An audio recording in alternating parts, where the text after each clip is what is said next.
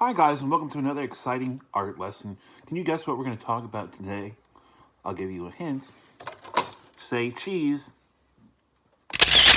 That's right, we're talking all about photography today. We'll take a look at the history of photography and how the camera was invented and how it changed over the years.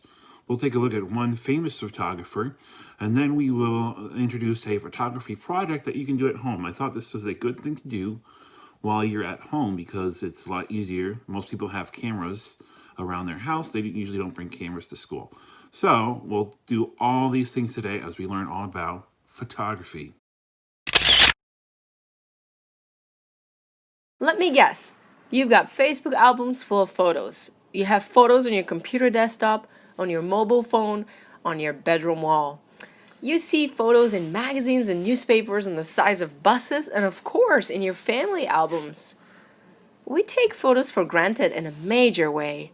But creating a picture that looked exactly like the person or thing that you were photographing wasn't always obvious. In fact, in the past, it was a big mystery. How could you, in essence, take your reflection in the mirror and freeze it in there? In the 9th century, the Arab scientist Al-Hazen had come up with the idea of using the camera obscura, which was literally a dark room or box with a single small hole in one side that let light through. This would project the image outside into the wall inside. During the Renaissance, artists like Leonardo da Vinci used this method to introduce 3D scenes onto a flat plane so that they could copy things like perspective more easily. In 1724, Johann Heinrich Schultz discovered that exposing certain silver compounds to light altered their appearance and left marks wherever the light touched. Essentially, Schultz found a way to record the images that Alhazen was able to project, but only for a little while. Schultz's images disappeared soon after he had made them. It wasn't until 1839 that people figured out how to project images into light-sensitive surfaces that would retain the image after exposure, and thus photography was born. At that point, it was mostly two inventors who fought for the best way to make photos. One was British scientist Henry Fox Talbot, whose calotype process used paper and allowed many copies to be made from a single negative. The other inventor, Louis Daguerre, was an artist and chemist in France. He developed something called a daguerreotype, which used a silvered plate and which produced a sharper image. But the daguerreotype could only make positive images, so copies had to be made by taking another photo. In the end, the daguerreotype won out as the first commercially successful photographic process, mostly because the government made it freely available to the public. So now that photography was available, getting a picture of yourself would be a snap, right? Well, not exactly. This process still required a whole darkroom at the location of the photograph, which was a big hassle. Picture the early photographers lugging enormous trailers with all their equipment wherever they wanted to take a picture. Not only that, but the early processes had extremely long exposure times. To get a good photo, you would have to stand perfectly still for up to 2 minutes. This led to the development of inventions like the head holder, a wire frame that would hide behind you while supporting your head. It's also why you don't see people smiling in early photographs. It's not that life was that bad. It was just hard to keep a steady grin for more than a few seconds, so people opted for a straight face look. And then George Eastman came along.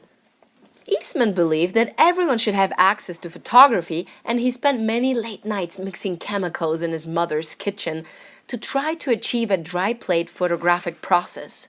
This would allow exposed negatives to be stored and developed later at a more convenient place, instead of carting those dark rooms necessary for wet plates around.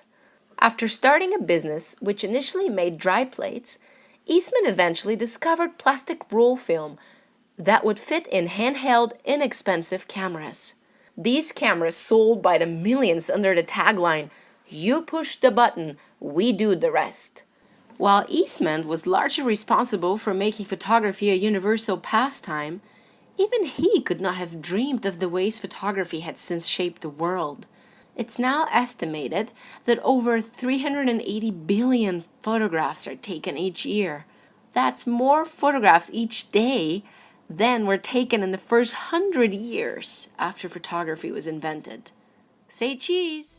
So I have a collection of cameras here that show how the camera really changed over the years. This first camera right here is over 100 years old.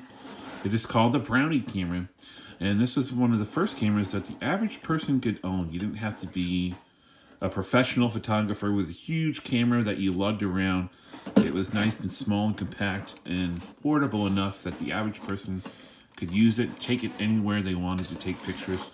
You would put the film here on this kind of spindle thing. And that was important because it made photography really available to just about anyone. This camera right here is from the 1950s and has a lens that kind of pops out like an accordion. And if you look, this is also a film camera. So what you would do is you would put your film in the back on this spindle thing. And if you look, you see the lens through the other side. Now, the light would go through the lens and hit the film that would be loaded into the back of the camera. And that's how this kind of camera works. Then over the years, times changed, and we started to see, maybe about 20 or 25 years ago, digital cameras. And this type of camera doesn't use film at all. It records the image as digital information. So this is the tiny digital camera.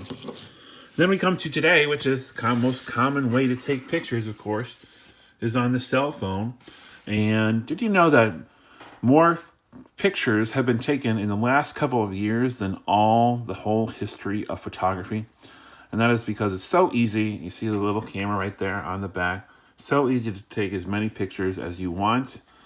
And so this is the most common way we take pictures today. Now, cell phones didn't exactly take great quality pictures to begin with, but they've gotten better and better and better over the years. To now, this is really the most common way that we take pictures today. So, this kind of gives you an idea of how the camera changed over the years. Now it's time to get out our book of great artists. We're going to take a look at a famous photographer today, and her name is Dorothea Lange. Dorothea Lange was an American photographer who recorded history and important events with her camera.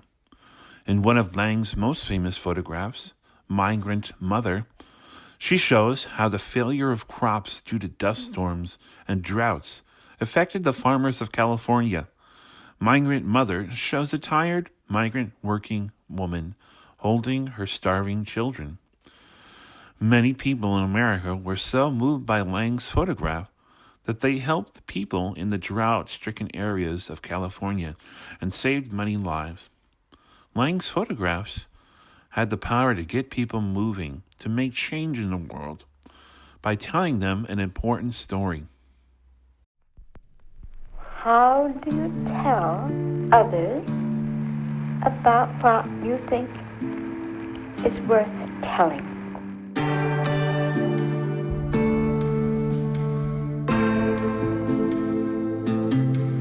No one was ever given exact directions. You were turned loose in a region, and the assignment was see what is really there. What does it look like? What does it feel like? What actually is the human condition? The human face is the universal language. The same expressions are readable, understandable all over the world. Its explosion of emotion and passion all concentrate on just this part of the human anatomy. One day I was working here, and it came to me, the deprived and the dislocated. And then the word came to me, rootless, the walking moonlit. There was another phrase that was in my mind, the last ditch, the last ditch. Okay, here's a photography project you can do yourself at home. It's called A Story in Photos. And here's some of the supplies you're going to need. You're going to need, of course, a camera or a device with a camera, like a cell phone or a tablet. If any of these things belong to your parents, make sure you ask permission first before you use them. And once you take your photos, you can ask your parents for help uploading the photos if you don't know how to do that. Now here are the instructions for this project. Look around at something that's happening around your house or maybe your backyard. Now you might say, well, there's nothing really interesting that's going on right now in my house or my backyard, but that's okay. And it doesn't have to be anything very unusual.